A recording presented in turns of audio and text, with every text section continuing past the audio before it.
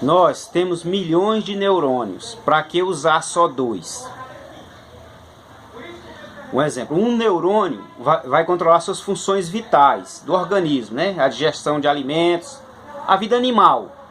E o outro, você vai defender uma ideia fixa. Tem pessoas que fazem isso, eu já fiz isso. Mas graças a Deus é uma coisa que vem de Deus. A inteligência, a sabedoria é uma coisa que vem de Deus. Você pode se esforçar, mas se Deus não der, se Deus não edificar a casa, em vão trabalha o pedreiro. Então temos milhões de neurônios. Para que usar só dois? Um exemplo. No meu caso, eu era de uma religião, de uma igreja.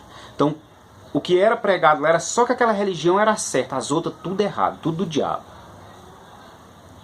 Fui despertado e recebi força para ler a Bíblia. E comecei a questionar aquilo.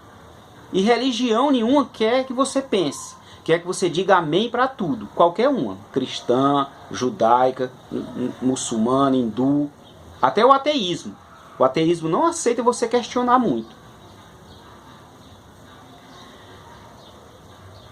E em outras questões que eu vejo, sim, um exemplo, na questão política. Por que eu defendo a social-democracia?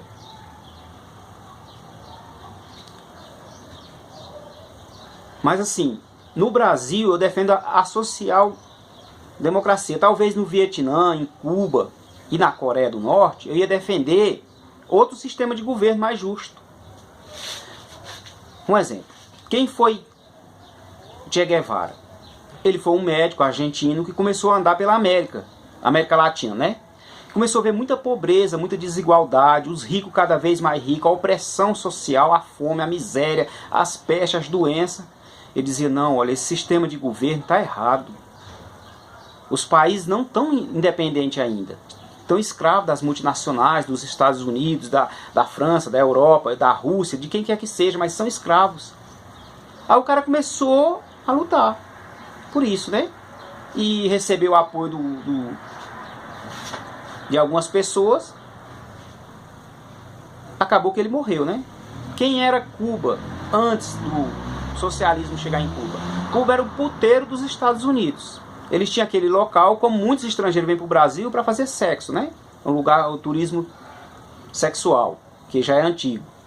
E o Fidel se revoltou com aquilo.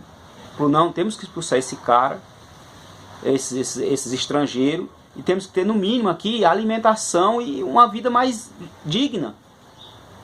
Quem era a União Soviética? Antes do Lenin, do Stalin. Era escrava da Europa. A Rússia, um país gigantesco, o dobro do Brasil, escravo da Europa. Fome, pobreza, miséria, desgraça. Eles falaram, não, isso está errado. Nós temos que lutar e o povo proletariado tem que ter direito